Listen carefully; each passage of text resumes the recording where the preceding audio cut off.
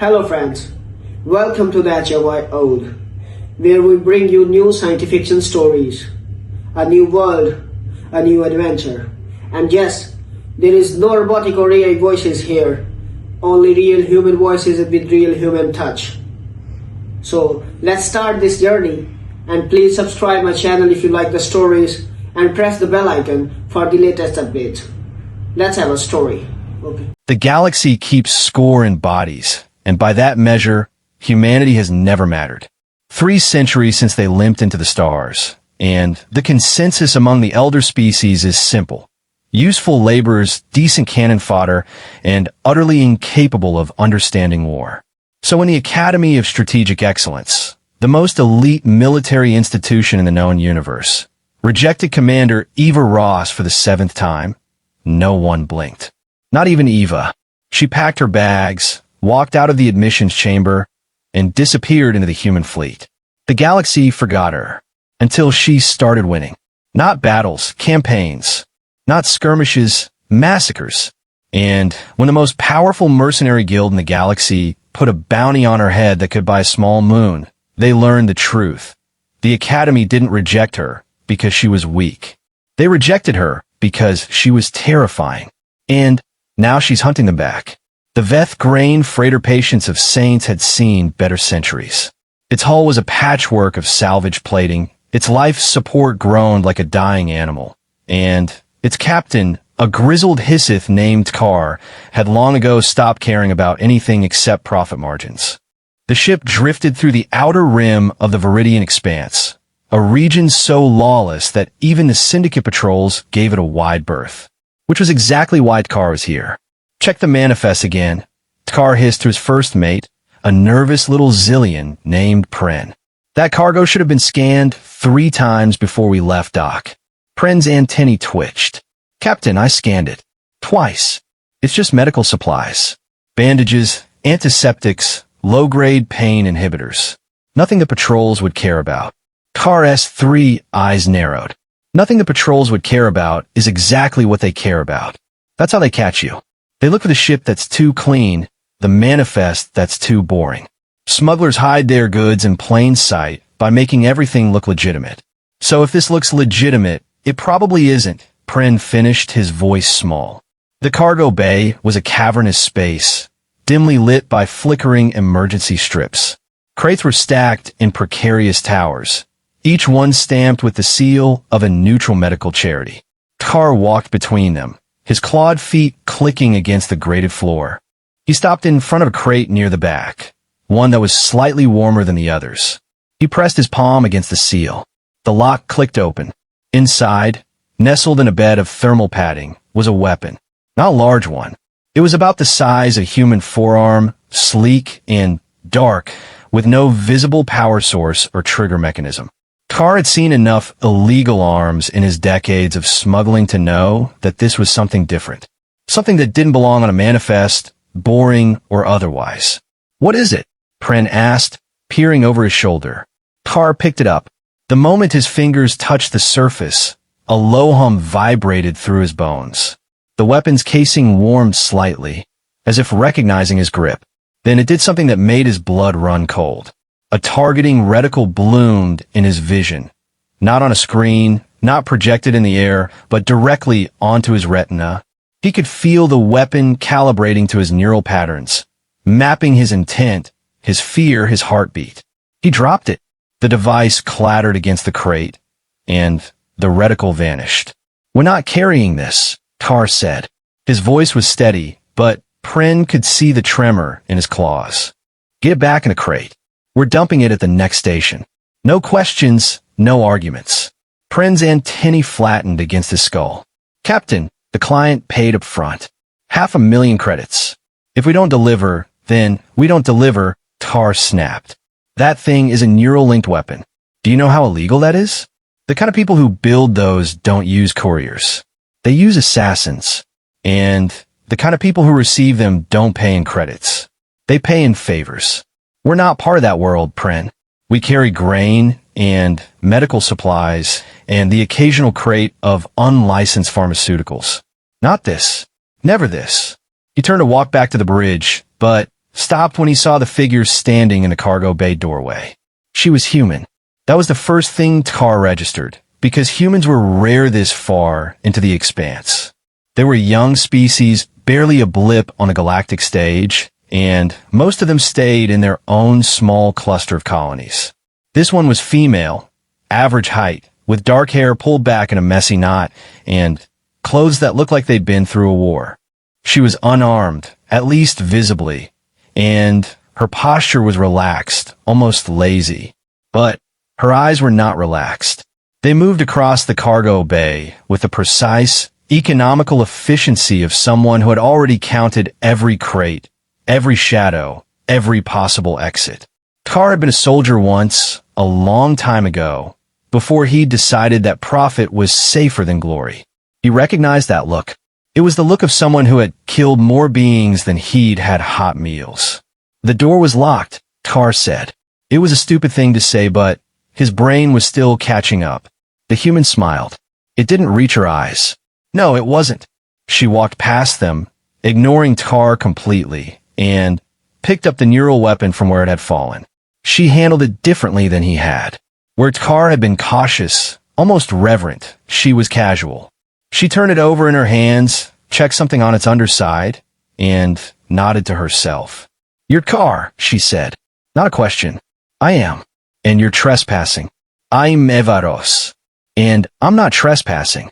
I'm commandeering. Pre made a sound like a kettle about to boil. Tar held up a hand to silence him. Commandeering? Under whose authority? Mine. She tucked the weapon into a holster on her hip that Tar hadn't noticed before. Your cargo bay is now a military asset of the United Earth Coalition. Your ship is now a transport vessel operating under my direction. You and your crew will assist me in my mission, and in exchange you will not be shot. Tar laughed. It was a harsh, barking sound, more surprise than amusement. You're one human, on my ship, with no backup and no way off. And you're threatening me? I'm not threatening you, Eva said. I'm informing you. There's a difference. She pulled a data slate from her pocket and tossed it to him. Tar caught it, more out of reflex than intent, and looked at the screen. His blood pressure, already elevated, spiked into dangerous territory. The slate displayed a wanted bulletin from the syndicate, stamped with the highest priority clearance he'd ever seen. A bounty of 12 million credits. Wanted for crimes against galactic security, unauthorized military operations, and the destruction of 17 syndicate vessels. The face on the bulletin was the same face looking at him right now. You're the Butcher of Viridia, Tar whispered. Eva tilted her head. I hate that name. Makes me sound like a serial killer. I'm just someone who's very good at her job. The Viridia massacre had been the talk of the expanse for 6 standard months. A syndicate task force, 30 ships, 5,000 troops, the kind of force usually reserved for putting down planetary rebellions, had cornered a small human convoy near the Viridian Nebula. The humans had been outnumbered, outgunned, and outmatched by every conceivable metric. The syndicate had broadcast their victory before the first shot was fired. What they hadn't broadcast was the aftermath. The human convoy had not been a convoy.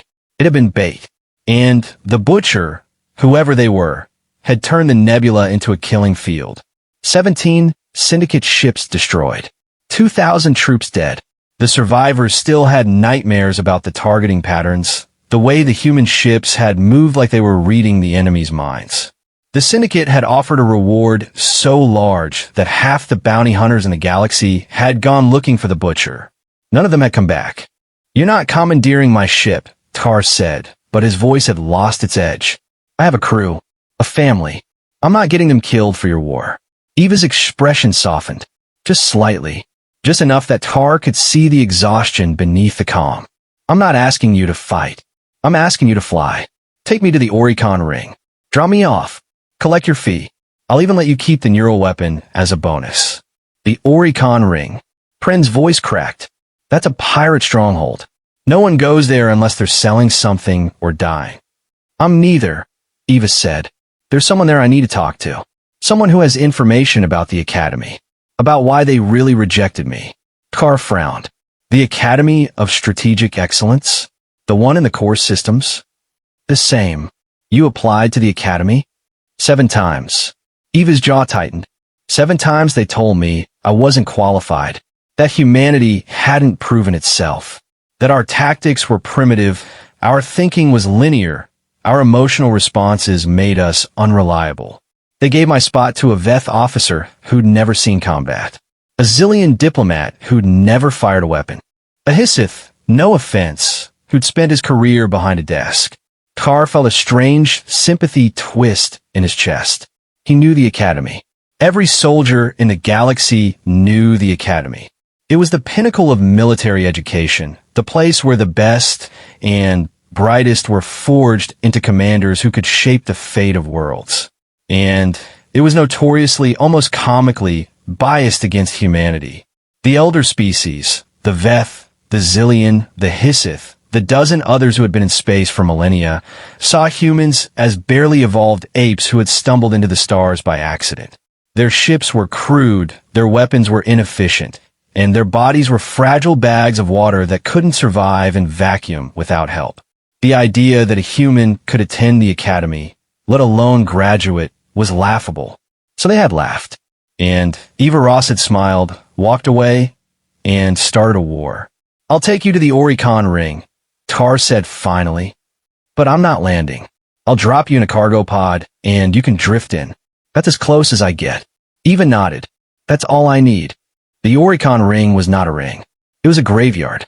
Centuries ago, some long-dead civilization had built a massive orbital habitat around a dead star, a donut-shaped city that could house millions. Then, the civilization had collapsed, the star had gone cold, and the habitat had become a haven for everyone the galaxy wanted to forget. Pirates, smugglers, assassins, exiles. The ring had no laws, no government, and no future. It simply existed, a rotting carcass floating in the dark. Eva's cargo pod drifted toward one of the ring's many docking ports, its thrusters sputtering in the thin atmosphere. She'd been inside for 6 hours, breathing recycled air and listening to the creak of metal as the pod adjusted to the ring's gravity. Her neural weapon was strapped to her thigh, hidden beneath a heavy coat. Her backup weapon, a modified pulse pistol that fired projectiles instead of energy bolts, was tucked into her boot. She carried no armor, no shields, no obvious signs of being anything other than a desperate traveler looking for work. The docking port hissed open. Eva stepped out onto a platform that smelled like rust and old blood. A crowd of aliens, dozens of species, some she didn't recognize, milled about in the dim light, conducting business in low voices. No one looked at her. That was the trick of places like this. You didn't stare at strangers because strangers were usually dangerous, and dangerous people didn't like being stared at. She walked past gambling dens and drug stalls and shops that sold weapons so illegal they didn't have names. Past a group of Veth mercenaries playing cards with a deck made of actual bones. Past a Zillion prostitute who looked at Eva with something like recognition and quickly looked away. The person she was looking for was named Kalen. He was a Hissith, like Tar, but older, more weathered, with scars that crossed his face like a map of old wounds. He ran an information brokerage out of a hole-in-the-wall bar called The Last Regret. Eva had met him once before, during the Viridian campaign. He'd sold her the locations of the Syndicate patrol routes. She'd paid him in gold, actual physical gold, which Hissith valued more than any digital currency, and they'd parted as close to friends as either of them got. The Last Regret was empty when she walked in. That was the first sign something was wrong. Kalen's bar was never empty. He ran it as a front for his information business, but he also served the best fermented algae drink in the expanse. And there was always at least a handful of customers nursing cups and pretending not to listen to each other's conversations. Eva's hand drifted toward her neural weapon. "Kalen," she called out. No answer. The bar was dark, the tables overturned, the floors sticky with something that could have been spilled drink or could have been blood. She moved deeper into the room, her eyes adjusting to the gloom. Behind the counter, she found him. Kalen was alive, but barely. He was slumped against the wall, his 3 eyes swollen shut, his claws broken, his chest rising and falling in shallow, wet breaths. Someone had worked him over thoroughly, professionally. They hadn't wanted information. They wanted to send a message. Eva knelt beside him, pulling a medkit from her coat. "Kalen, can you hear me?" One of his eyes cracked open. The pupil was dilated, unfocused, but it found her face. "Eva," he whispered. His voice was a ruin. "You shouldn't have come. I needed information. Academy." He coughed, and blood flecked his lips. "They know. About you. About what you did. They sent someone." "Who?" But Kalen was already slipping away. His hand, the one with the broken claws, reached up and grabbed her wrist. His grip was surprisingly strong. "They didn't reject you because you're human," he said. "They rejected you because they're afraid. You're not primitive, Eva. You're something they've never seen before. Something they can't control. And the people who run the academy, they don't want commanders. They want followers." His hand went limp. His eye closed. Eva sat there for a long moment, her medkit open and useless in her lap. She'd seen death before. Hundreds of times. Thousands. But this one hurt. Kalen had been a good contact. Maybe even a friend. She closed his eyes. Then, she stood up, wiped her hands on her coat, and walked out of the bar. The crowd outside had changed. The casual milling had stopped. Aliens were pressed against walls, their eyes wide, their postures rigid with fear. And, standing in the middle of the thoroughfare, blocking her path, was a Veth in academy uniform. The Veth were a tall species, thin and elegant, with elongated heads and skin that shifted color based on their mood. This one was a deep, angry red. He carried no visible weapons, but Eva knew better. The academy didn't send unarmed officers to do their dirty work. "Commander Eva Ross," the Veth said. His voice was smooth, cultured, the voice of someone who had never known a moment of genuine fear in his life. "I am Admiral Thrin of the Academy's Internal Security Division. You are under arrest for crimes against Galactic Order." "Crimes against Galactic Order," Eva repeated. "That's a new one. Usually they just call me a terrorist." "You are a destabilizing force," Thrin said. "Your tactics are unpredictable. Your methods are brutal. And your very existence challenges the Academy's authority. You cannot be allowed to continue." Eva laughed. It was a genuine laugh, warm and almost sad. "You rejected me 7 times. 7 times I came to you, offer my service, my experience, my willingness to learn. And 7 times you told me I wasn't good enough. So I went out and proved you wrong. I won battles you said couldn't be won. I saved colonies you said couldn't be saved. And now you want to arrest me for being too successful." "Success is not the issue," Thrin said. "Compliance is. You operate outside our structure. You refuse to submit to our authority. That makes you a threat." "Then let me in," Eva said. "Let me join the academy. Give me the rank and the training and the resources I asked for. I'll play by your rules. I'll follow your chain of command. I'll be the best damn officer you've ever had." Thrin's skin flickered from red to a cold, dismissive blue. "The academy does not negotiate with terrorists." "No," Eva said softly. "I don't suppose it does." She reached down and unholstered her neural weapon. The targeting reticle bloomed in her vision, but this time she didn't fight it. She let it connect, let it map her intent, her anger, her grief. The weapon hummed, and the air around her shimmered with heat. Admiral Thrin's eyes widened. He raised a hand, and a dozen figures melted out of the shadows behind him. Academy enforcers, armed and armored, their weapons trained on Eva. The crowd scattered, screaming. "Last chance," Thrin said. "Surrender, and I'll ensure you receive a fair trial." Eva smiled, and this time the smile reached her eyes. "You don't understand, Admiral. I'm not the one who should be surrendering." She fired. The neural weapon didn't shoot projectiles or energy bolts. It didn't make a sound. What it did was far more terrifying. It reached into the minds of every living being within 100 meters and showed them their greatest fear. Not an illusion, a memory. A moment of pure, visceral terror so real that the brain couldn't tell the difference between memory and reality. The enforcers dropped their weapons and screamed. Some fell to their knees, clutching their heads. Others ran blindly, crashing into walls and each other. Admiral Thren stood frozen, his skin cycling through colors so fast it looked like a strobe light, his mouth open in a silent howl. Eva walked past him. She didn't run. She didn't need to. The weapon had been designed by human engineers, built from human technology, powered by human ingenuity. The Academy had dismissed neural-linked weapons as impractical, too unpredictable, too dependent on the user's mental stability.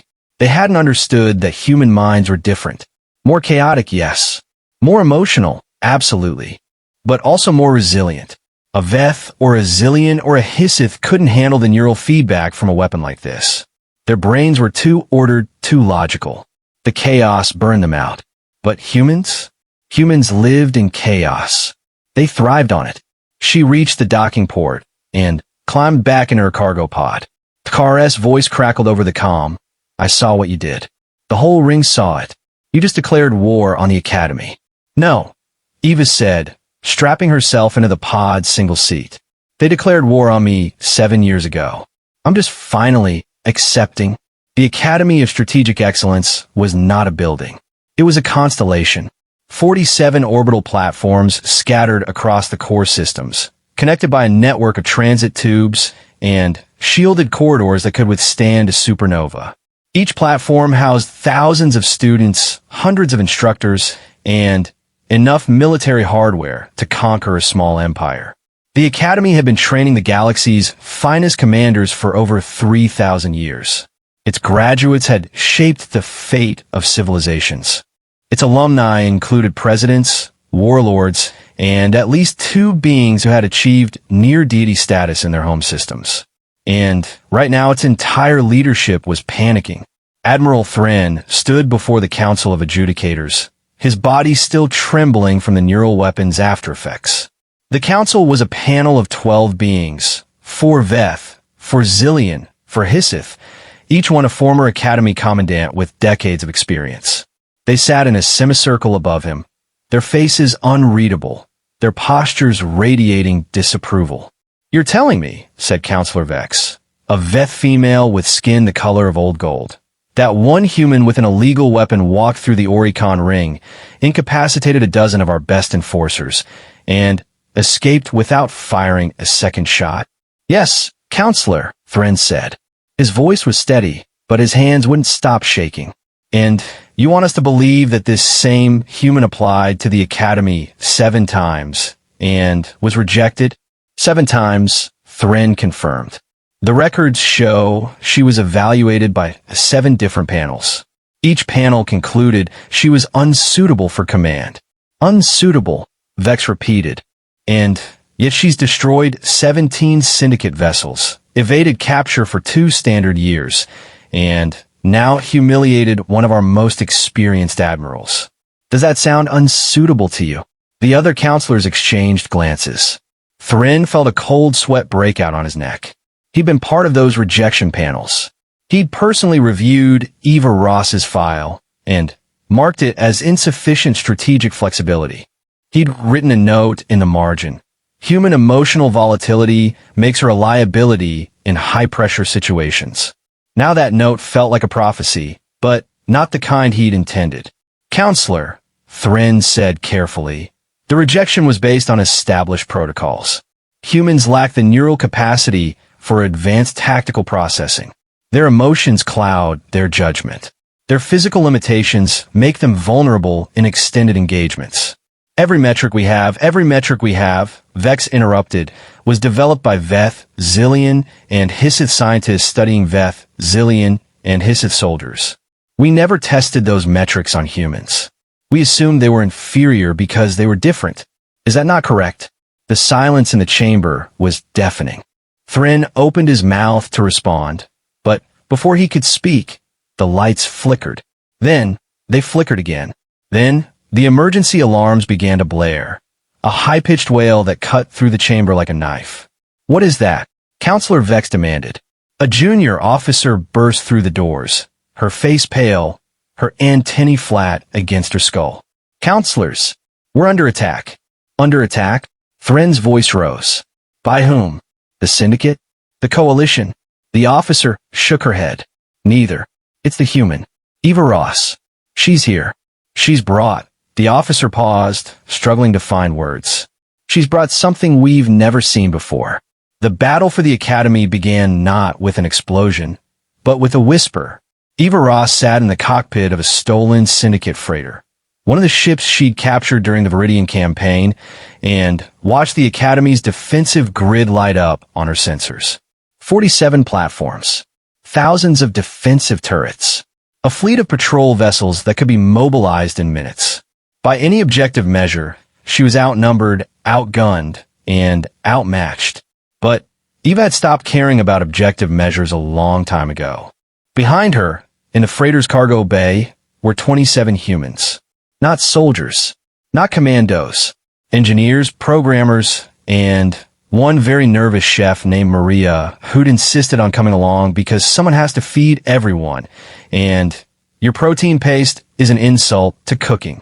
Eva had recruited them over the past 2 years, pulling them from human colonies scattered across the expanse. Each one had been dismissed by the Academy at some point. Each one had a grudge, and each one had a skill that the elder species had deemed useless. The freighter drifted toward the nearest Academy platform, its transponder broadcasting a fake identification code. Eva's fingers danced across the controls, adjusting their trajectory by fractions of a degree. The defensive grid swept over them, paused, then moved on. The code held. Status? She asked. One of her engineers, a young woman named Jax with purple hair and a cybernetic eye, looked up from her console. We're in. I've piggybacked their communications network. They're scrambling, but they don't know where we are yet. Give them something to find, Eva said. Spoof a distress signal from the far side of the grid. Draw their patrols away. Jax grinned. On it. The next few minutes were a ballet of deception. Eva had learned, during her years of fighting the Syndicate, that the galaxy's most advanced militaries had a fatal flaw. They trusted their technology too much. They believed that if a sensor said something was there, it was there. If a scan said something was safe, it was safe. They had no imagination, no creativity, no understanding that sometimes the best weapon was a lie. The distress signal worked. 3 patrol vessels broke formation and raced toward the far side of the grid, their crews expecting to find a damaged freighter in need of rescue.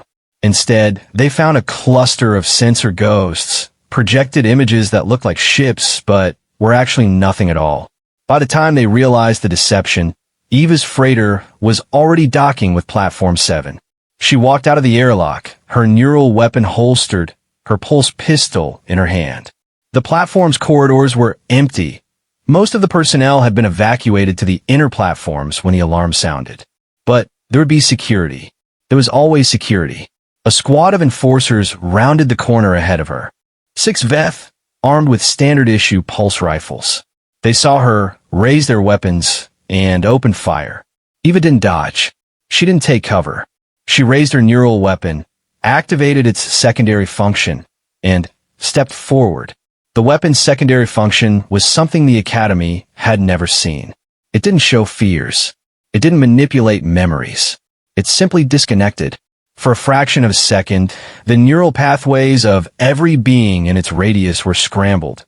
Not damaged, just confused. The enforcers' brains received signals from their eyes, but couldn't process them. Their hands received signals from their brains, but couldn't interpret them. The result was chaos. The enforcers stumbled, their rifles firing wild, their bodies no longer responding to their commands. Eva walked through them like a ghost, tapping each one on the temple with the butt of her pistol as she passed. By the time their neural pathways reconnected, they were unconscious on the floor. Maria, Eva said in her calm, how's that distraction coming? The chef's voice crackled back, slightly out of breath. I've set off the fire suppression system on platforms 4, 5, and 6. They think there's a hull breach. Half their security teams are in environmental suits right now, running around like headless chickens. Good. Jax, where's the main data core? Platform 12, Jax replied. That's the central hub. All Academy records are stored there. But, Eva, the security on that platform is heavy. I'm reading at least 50 enforcers, plus automated turrets, and a sealed blast door.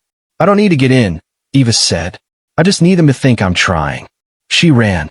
Counselor Vex watched the security feeds from the council's emergency bunker, her skin pale with shock.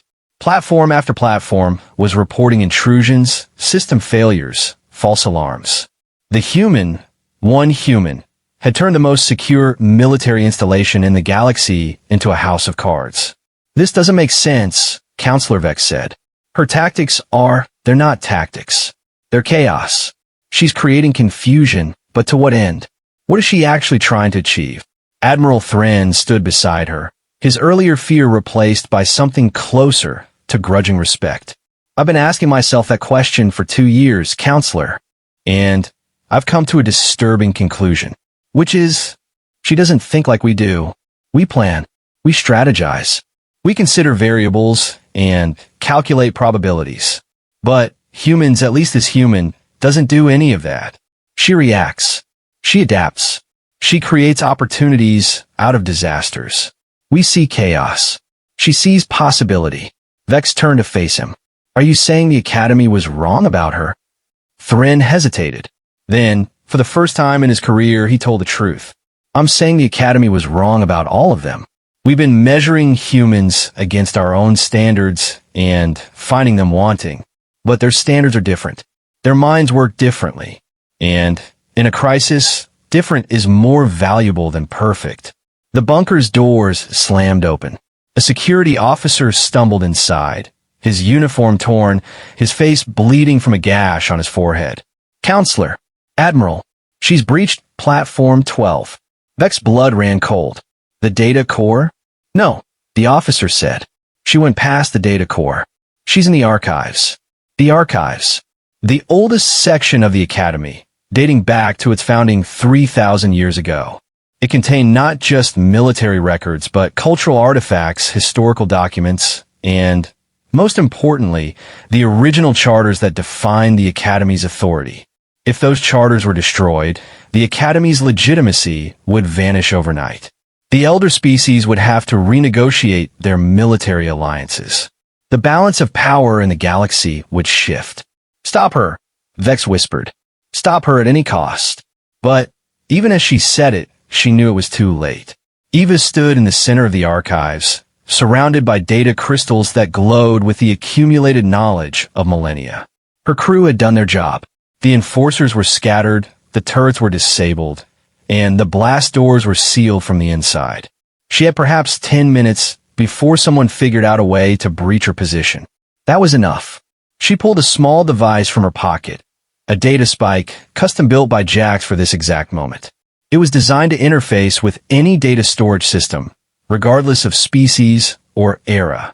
She plugged it into the archive's main terminal and waited. The data poured into her neural weapons storage buffer. Not all of it. There wasn't enough space.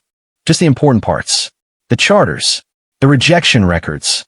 The internal communications that proved the Academy had been manipulating admissions for centuries, favoring certain species over others, suppressing dissent, maintaining a hierarchy that had nothing to do with merit and everything to do with power. She was halfway through the download when the blast doors groaned. Someone was cutting through them. Eva, Jax's voice came through the comm, tight with urgency. They're using a plasma torch. You got maybe 3 minutes. Plenty of time. The doors groaned again. Sparks flew from the edges as the plasma torch bit through the metal. Eva kept her eyes on the terminal, watching the download progress bar creep toward completion. 80%. 90. 95. The doors burst open. Admiral Thren stood in the doorway, flanked by a dozen enforcers. His skin was a mottled pattern of red and gray, anger and exhaustion fighting for dominance. His weapon was drawn, aimed directly at Eva's chest. Step away from the terminal, he said. Eva looked at the download. 100%. She pulled the data spike free and tucked it into her pocket. No, she said. Thren's finger tightened on the trigger. You have no idea what you've done. Those charters, they're the foundation of galactic stability. If you release them, you'll start a war. No, Eva said again. I'll end one. The war you've been waging against humanity for 3 centuries. The war of exclusion, of dismissal, of telling us we're not good enough. That war ends today. She raised her neural weapon. Thren flinched, but she didn't fire. Instead, she activated its broadcast function, a feature she'd never used before, one that required more power than the weapon had ever been designed to output. The archive's communication array hummed to life, transmitting the stolen data to every military installation, every government outpost, every news network in the galaxy. Thren watched in horror as the data streamed out, unstoppable, undeniable. The Academy's secrets laid bare for all to see. Why? He whispered. Eva lowered her weapon. For a moment, she looked tired, older than her years. Because my parents applied to this academy before I was born. They were rejected too. They went back to their colony, had me, and died in a syndicate raid while the Academy's patrol ship sat in orbit and did nothing. The Academy said it was because the colony wasn't worth protecting. Too small, too insignificant, too human. She met Thren's eyes. I've spent my whole life being told I don't matter, that my species doesn't matter, that we're primitive and emotional and useless, and I'm tired of it. We're not useless, Admiral. We're just not yours. The broadcast changed everything. Within hours, the data Eva had stolen was being analyzed by every major power in the galaxy. The Academy's manipulation of admissions, its suppression of certain species, its quiet alliances with criminal organizations, all of it was laid bare. The Council of Adjudicators tried to spin the leak as a forgery, but the evidence was too extensive, too detailed, too obviously authentic. By the end of the first day, 3 species had withdrawn from Academy agreements. By the end of the week, the Academy's authority had been reduced to a fraction of what it once was. But the consequences were not all positive. The data leak also revealed the existence of Eva's neural weapon, and more importantly, how it worked. Within a month, every major military in the galaxy was trying to reverse engineer human neural technology. Within 2 months, the first knockoff weapons appeared on the black market. Within 3, the Syndicate had equipped an entire battalion with crude copies, and they were hunting for Eva Ross with a vengeance she'd never seen before. She should have been afraid. Instead, she was relieved. The hunting was easier than the hiding. For 2 years, she'd been running, staying one step ahead of the Academy's enforcers, never staying in one place long enough to put down roots. But now the Academy was in chaos, and her enemies had multiplied, and she finally had something she'd been missing for a long time, a target. She found them on a barren moon in the Zephyr system. The Syndicate Battalion, 50 soldiers, all equipped with neural weapons, had set up a forward operating base in an abandoned mining facility. Their mission was simple: capture Eva Ross, dead or alive, and bring her neural technology back to Syndicate Command for further study. Eva watched them through a scope from 2 kilometers away, lying prone on a rocky outcropping. Her own neural weapon was slung across her back, but she wasn't planning to use it. Not yet. First, she needed to understand how their copies worked. Jax, she whispered intercom, what am I looking at? Jax's voice came back, filtered through the encryption. Cheap knockoffs. They've replicated the neural interface, but they didn't get the safety protocols right.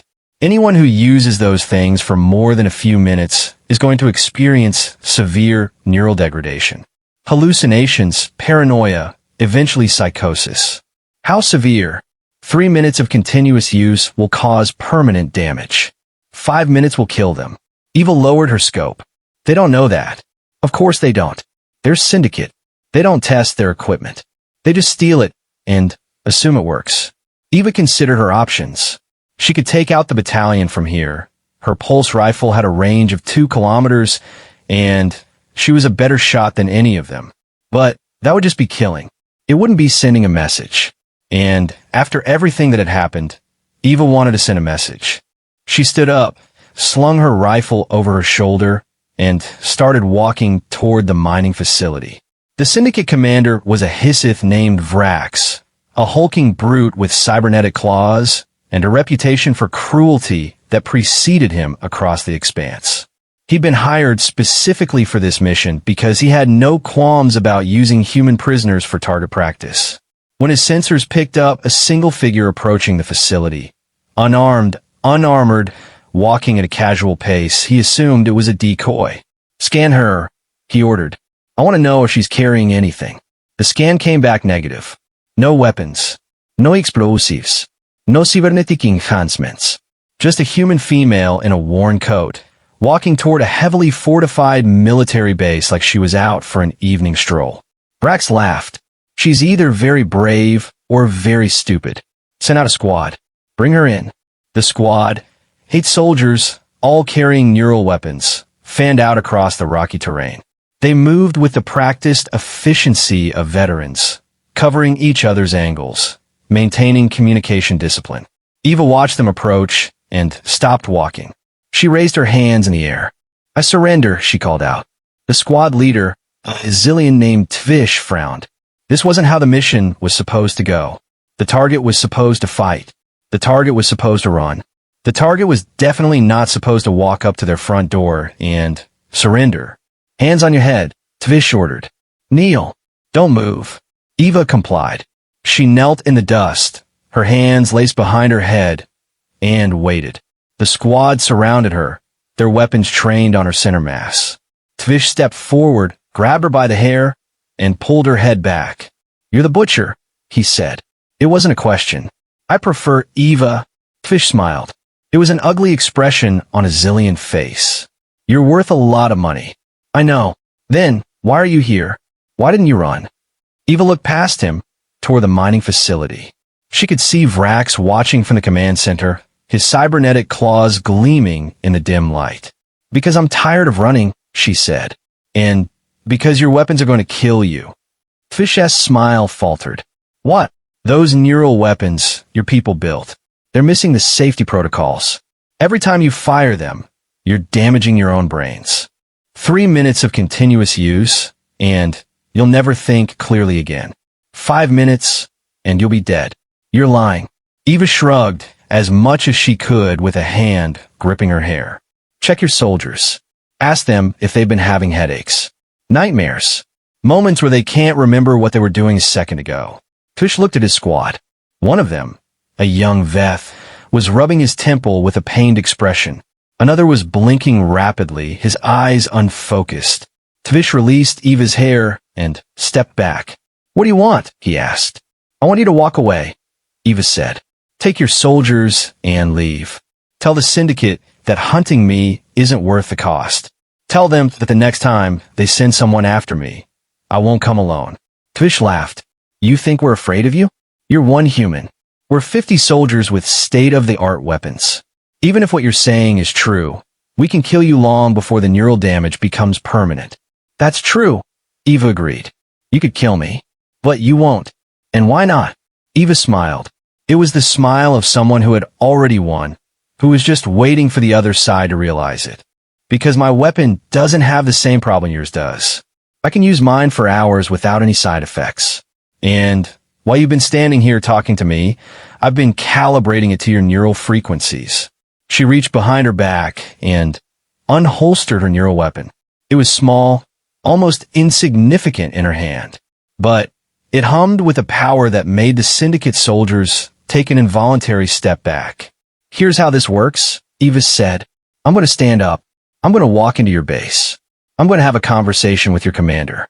And if anyone tries to stop me, I'm going to activate this weapon and show you fears you didn't even know you had. Your brains will be scrambled in seconds. You'll be vegetables by the time your bodies hit the ground." She stood up. The soldiers raised their weapons, their fingers hovering over triggers. "You have 3 seconds to decide," Eva said. 3, 2. Tvish lowered his weapon. One by one, the others followed. 1, Eva finished. "Good choice." She walked past them into the mining facility and didn't look back. Commander Vrax was waiting for her in the command center, surrounded by his remaining soldiers. His cybernetic claws extended and retracted in a nervous rhythm. His 3 eyes tracked Eva's every movement as she entered the room. "You cause a lot of trouble for a lot of people," Vrax said. "I've been told. The Syndicate doesn't forget. Even if I let you walk out of here today, someone else will come for you tomorrow. And the day after. And the day after that. You'll never be safe." Eva nodded. "I know. But here's the thing about humans, Commander. We don't need to be safe. We need to be free. And we're willing to pay a much higher price for freedom than any other species in the galaxy." She pulled a data crystal from her pocket, a copy of the Academy's records, compressed and encrypted. She tossed it to Vrax, who caught it with one of his claws. "That's everything," Eva said. "The Academy's secrets. Their dirty laundry. Their weaknesses. Take it to the Syndicate. Tell them that if they want to stop hunting me, they can use that information to tear the Academy apart. The Academy has been the Syndicate's biggest enemy for centuries. I'm giving you the tools to destroy them." Vrax stared at the data crystal. "And in exchange? In exchange, you leave humanity alone. No more raids on our colonies. No more kidnapping our people for slave labor. No more treating us like prey. We're not prey, Commander. We're predators. We just haven't shown you yet." The room was silent. Vrax's soldiers shifted uneasily, their hands on their weapons, their eyes on Eva. She stood in the center of them, unarmed except for the neural weapon at her hip, and she looked completely at ease. "Why should I trust you?" Vrax asked. "You shouldn't," Eva said. "But you should be afraid of me.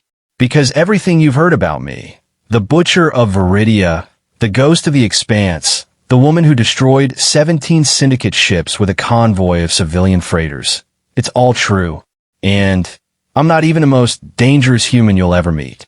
Vrax's eyes narrowed. "What does that mean?" Eva smiled. "It means the Academy rejected me 7 times because they thought I was too emotional, too unpredictable, too unstable for command. But I'm actually one of the stable ones. You should see what the unstable humans are like. We have soldiers who laugh while they're dying, pilots who fly better when they're drunk, strategists who plan their battles while they're having panic attacks. The Academy looked at us and saw weakness. What they should have seen was a species that doesn't break, that doesn't quit, that doesn't know how to lose." She turned and walked toward the door. No one stopped her. "Tell the Syndicate," she said over her shoulder, "that the next time they come for us, they should bring more than 50 soldiers and a handful of stolen weapons. They should bring an army, and then they should pray that it's enough." The Zephyr system fell silent behind her as Eva's stolen freighter jumped to warp. She sat in the cockpit, watching the stars stretch into lines, and let out a breath she hadn't realized she'd been holding. Jax appeared in the doorway, a cup of something hot in her hand. Maria made tea. She said you looked like you needed it. Eva took the cup. The warmth seeped into her fingers. "Thanks. So what now?" Jax asked.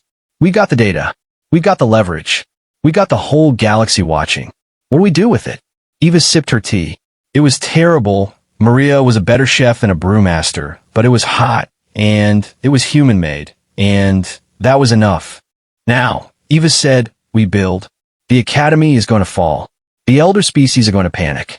And when they do, they're going to need someone to blame. Someone to fear. Someone to unite against." "You mean us?" "I mean humanity." Eva set the cup down and looked at the warp tunnel stretching ahead of them. "For 3 centuries, we've been the galaxy's afterthought. The primitive species. The emotional species. The species that doesn't matter. But we're about to matter a lot. And when the elder species realize what we're capable of, when they see what we can do when we're angry, when we're desperate, when we have nothing left to lose, they're going to be terrified." Jax was quiet for a moment. Then, she said, "Does that bother you? Being feared?" Eva thought about it. About the Academy's rejection letters, stacked in a drawer somewhere on a colony that no longer existed. About her parents, dead because no one thought they were worth saving. About Kaylin, beaten to death for the crime of helping her. "No," she said finally. "Fear is better than dismissal. Fear means they see us. Fear means they respect us. And Fear means that the next time one of our colonies is threatened, they'll think twice before looking away. She stood up and walked to the viewport, watching the warp tunnel's impossible geometry. Somewhere out there, the galaxy was waking up to the truth. The Academy was crumbling. The elder species were scrambling. And humanity, small, primitive, emotional humanity, was about to take its first real step onto the galactic stage. Not as supplicants, not as second-class citizens, as equals. No, not equals, as something new. 6 months later, the Academy of Strategic Excellence held an emergency session. Not on one of its platforms. Those had been decommissioned, their authority revoked, their charters rewritten. This session was held on a neutral station, in a neutral system, with representatives from every major species in the galaxy, including, for the first time in history, humans. Eva Ross sat in the back of the chamber, wearing civilian clothes, her neural weapon conspicuously absent.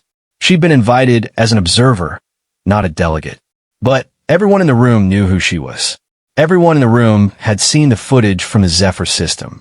Everyone in the room was afraid of her. The new charter was being debated, a document that would redefine military cooperation for generations. The elder species argued about hierarchies, about chains of command, about who would lead and who would follow. They argued for hours, their voices rising and falling, their postures rigid with old assumptions. Finally, a Veth delegate turned to the human delegation. "You've been quiet," she said. "What does humanity want?" The human delegation looked at Eva. She stood up, walked to the center of the chamber, and faced the assembled leaders of the galaxy. "We don't want to lead," she said. "We don't want to follow. We want to be partners. Equals. Not because we're stronger than you. We're not. Not because we're smarter. We're not. But because we're different. And in a crisis, different saves lives." She looked around the chamber, meeting the eyes of species who had dismissed her, hunted her, underestimated her. "The Academy rejected me 7 times because I didn't fit their mold," she said. "But the truth is, no human fits that mold. We never will. And that's not a weakness. It's the greatest strength we have." The chamber was silent. Then, slowly, the Veth delegate nodded. The zillion delegates exchanged glances. The Hissith leaned back in their chairs, their expressions unreadable. And in that moment, the galaxy changed. Not because of battle, not because of weapon, because of a woman who had been told she wasn't good enough, who had proved everyone wrong, and who had come back not for revenge, but for respect. Eva Ross walked out of the chamber, into the corridor, and leaned against the wall. Her hands were shaking. Her heart was pounding. She'd faced down armies without flinching, but this was harder. "Hey," a voice said. She looked up. Jax was standing there, holding 2 cups of Maria's terrible tea. "Hey yourself," Eva said. Jax handed her a cup. "So did we win?" Eva took a sip. The tea was still terrible, but it was hot, and it was human-made, and that was still enough. "Yeah," she said. "I think we did." She smiled, and for the first time in a long time, the smile reached her eyes.